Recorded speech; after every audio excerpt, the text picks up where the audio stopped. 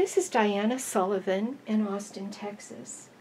This is a video of techniques from this particular Afghan, the long triangle short row graphics Afghan.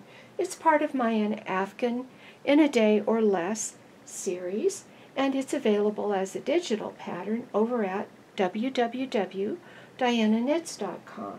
Now this Afghan, by using short row graphics, gives you a very striking geometric pattern, but you do not have to take the time and fuss with intarsia. It's fast and easy. It also has hems all around, which gives you extra width and very sturdy edges. Edges on blankets seem to get the most wear. We also have a very interesting corner detail on this Afghan. Let's get started with the technique. Here's an option for putting a top hem on with a loop through a loop bind off at the end. I have two videos about the top hem. One of them has this loop through a loop bind off, and the other one has a sewn bind off. So if you want the sewn bind off, that's the other video. So here we are, about ready to put the top hem on. Now, since my last color was white, I could just put a blue top hem on, and I'd be able to see the stitches to pick up because the blue yarn is a nice contrast. However, what if you're putting a top hem on and you're using the same color? You need a marker row, so I'm just going to briefly show you my favorite marker row for the job. I'm using a contrasting ravel cord. This is a pink.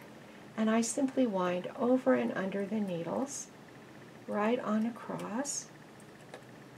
I push the marker row back against the needle bed.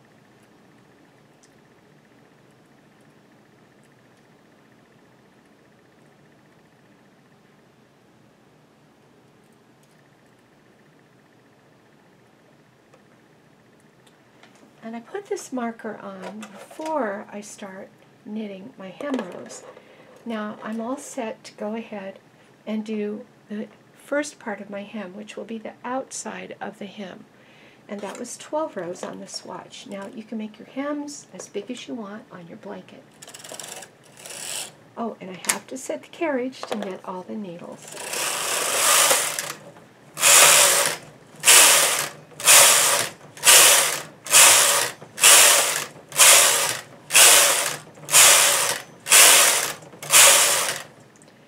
Now I want to put in the picots. I have a shortcut for that. I used an adjustable transfer tool with every other prong pushed down. That way I can pick up 4 at a time, get those stitches onto the prongs, step to the left by 1 needle, and put those stitches on those needles. This really speeds it up when you have to do these picots on a large blanket and work the whole way across the needle bed.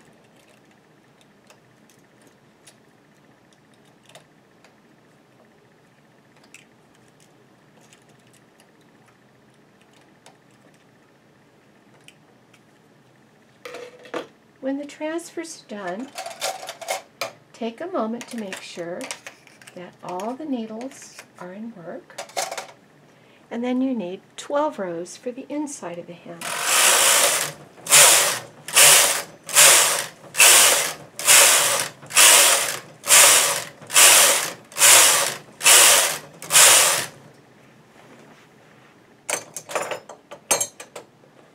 I'm going to fold the hem up and pick it up onto the needles. And when I fold it, what I want to pick up is this row of stitches that has the ravel cord through them. The ravel cord is running right through here, through this loop, so I put my tool there and put that on the second needle from the right. I skip 1 needle because I'm always 1 loop short when I pick up a hem.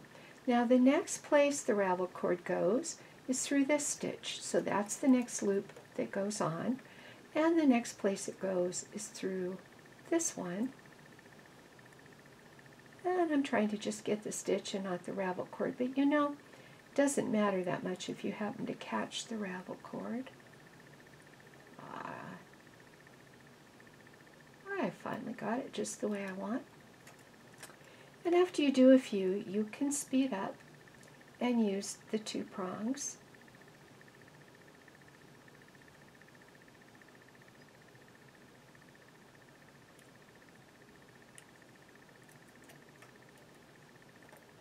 So I'll pick up the rest of those stitches and be right back to show you how to remove that ravel cord.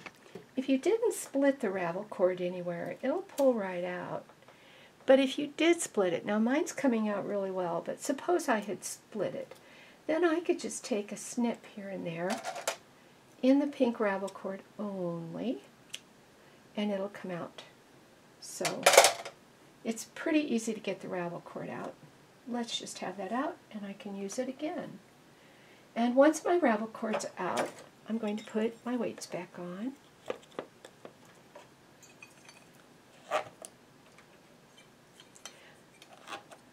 My next step is to knit a very loose row, and I need it looser than I can get it to be with the carriage. Consequently, I will start by bringing all the needles to hold so that I can hand knit the stitches back. Now you may have seen people hand knit them back by pulling it back and just using their hands to try to make it loose, but a friend showed me a trick. She put a wooden stick here and used that to bump up against and measure how far back her stitches go. And I have, for this machine, a little 3/4 inch wide ruler. It's an old stitch guide. And I'm putting it there, and I can bump up against that, and it'll help me to measure my stitches. So you see it back here resting against the back rail, and I'll hold it in place with one hand as I work. I pulled down a lot of yarn from overhead, and I'm letting it hang slack because I'm going to make a tunnel for my yarn to run through. I push these needles back until the latches begin to close. And I just fiddle it until they're all almost closing, and then I lay the yarn right behind all of the needle hooks and then do some more pushing. So I've just tapped them back, and I'm looking at my yarn to make sure that the latch is closed around the yarn and the loose yarn is running down a tunnel formed by all of those little hooks. And starting on the right hand side, I'm going to push them back and knit that yarn through, because this is where the yarn went through the last stitch, and over on the left is where I have the loose yarn hanging. So I take my hand and I'm holding the stitch ruler with one hand, and I'm shoving a needle back with the other hand. And I'll shove the next needle back, but I do it in such a way that I push the needle before it back, so it doesn't, if you don't do that, you see, when you push this one back, then this other one comes unknitted. So you hold one knitted while you push its neighbor back. At the left end, I have snipped that extra yarn off, and when I do a loop through a loop bind off, I always work from the last loop on the right over to where the loose cut end is. So, starting with this rightmost loop, I hook it on my latch tool, pull it off the end of the needle, and then get the second one and hook it on my latch tool. So the first loop is down below the latch, and the second loop is up in the latch, and in that way I can get the new loop pulled through the old loop, new through old, right on across. And I'm being all thumbs. Huh.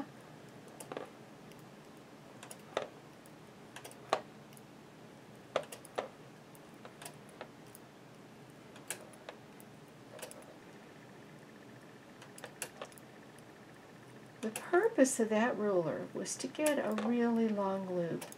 I need the long loop so that this bind off is not overly tight. A too tight bind off here will distort the blanket. There are other bind offs you could do. You could do a latch tool bind off. You could do a sewn bind off. You've got options. I even have another video that shows another bind off. At the end, I pull the loose end through the last loop. This is the top hem. This is the bottom hem. They look alike on the outside. On the inside, the bottom hem has a smoother join. The top hem has that latched bind off.